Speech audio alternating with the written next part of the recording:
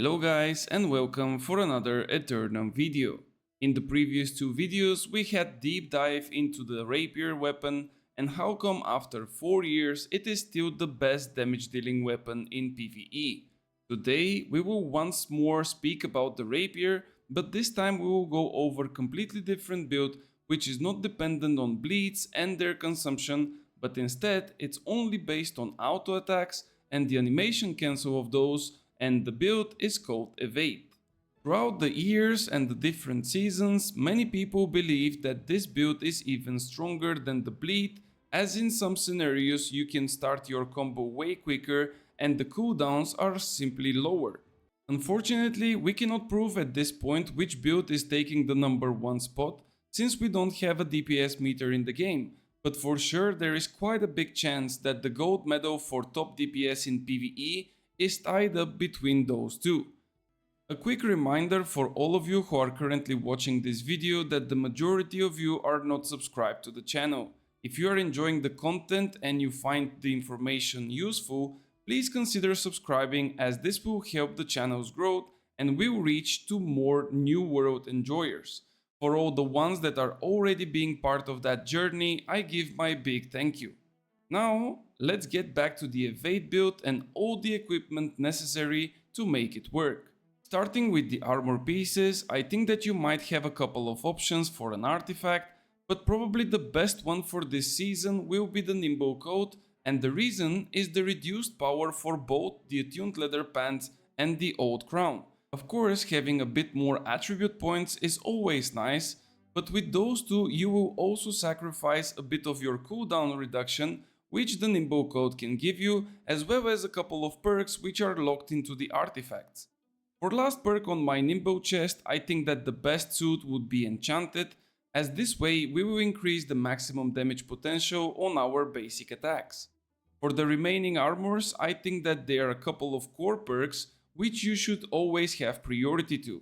On first place, that should be the sacrificial empowerment, as this perk boosts your base damage, and as we know by now, the base damage is hard to find. For secondary and third one, I would probably go for enchanted and vicious, because they are basically your best bets, as rogue would not always apply due to the fact that there are some type of mobs and bosses which are missing a back, and technically you would not be able to get the backstab effect. Both the enchanted and the vicious perks can be stacked up to 5 times, so this will be quite a lot of extra damage for your build. Also, we want to get the two necessary weapon perks, which in this case will be the Leeching Flurry and the omnidirectional evade. Now, I know that you might think that evade is a waste of a perk, because most of the times, and especially in bigger groups like raids, we will be empower capped, but trust me, it will not hurt you to have a bit more empower for yourself, and even more importantly, the fact that the Adagio passive is now applied on all directions after an evade. This will give you an amazing repositioning potential while using the evade, and you will also not lose a single bit of damage because of it. But even with so much damage, we are still not immortal, so we will need some defensive perks, and I think that the best choice for that are the wellness and of course the gem slots. The wellness will provide us with a little bit of extra HP, while the gem slots will provide us with the potential to protect ourselves for the specific type of damage.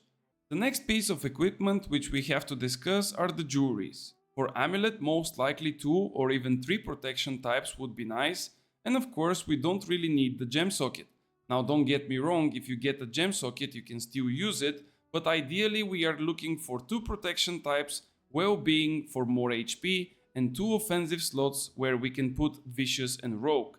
And yes, we take rogue, as at some point in case of perfect itemization you will have already the 5 enchanted and 5 vicious charms, and you will still be able to slot more damage, so that's why rogue comes in. For ring, I still believe that the one from the new raid called Spectral Rat is quite good, as it gives a nice one set bonus which will increase our damage even further. We will also be able to use the offensive charm to slot again vicious, and of course we are hoping to get as last fixed perk enchanted totality, so we can boost all around our damage. The last piece of the arbor equipment would be for the earring, and here again there is one extremely nice piece which can give you a lot of boost. This one, for which I cannot even pronounce the name but you see it on the screen, comes from the PvP track and it has the illegal combination of refreshment and refreshing move, so you can imagine that this would be the perfect fit. It also has a nice defensive perk in the form of Keenly Fortify and a random perk that we can roll and get lucky with Healing Heart. Overall, those are all the armor pieces which are the highest quality for this specific build. Some of them will be quite hard to acquire as they will only be able to drop in M3 expeditions. Going over to the next part of the build, we have the weapons. Here it is no surprise to anyone that again I'm going for a secondary weapon in the face of Inferno, as the 15% additional damage are just too good to pass on. Of course you can also run the Aconite Bow artifact, which has a similar bonus but with a different condition. However, I personally take the Inferno as it will also give me the 3 offensive slots, and this way I can even boost my rapier damage further. I will use Leeching in one of those extra slots for of course more sustain, Keenly Jacked for even extra damage, and for the last offensive perk I will take my 5th Vicious perk. If someone is already using the Keenly Jacked perk in your group or a raid, maybe you can change that to Rogue as well. The rapier for that build is quite unique and probably might raise few questions, but I will aim to get Disdained Infliction and Thwarting Strikes, as those are the 3 best perks for rapier this season. Followed up by a gem slot for a Rune Glass Diamond of course, since this will give us additional 15% of damage, and for last perk, maybe to surprise for some people, I think that the newly reworked perk of the Fletch is an amazing choice.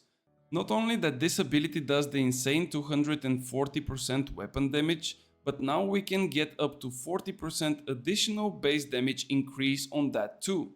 The last piece of the Evade puzzle are the attributes and the Hearthrune. I think it will be no surprise to anyone that I'm going again with 350 dexterity, 25 constitution, and the rest goes into intelligence.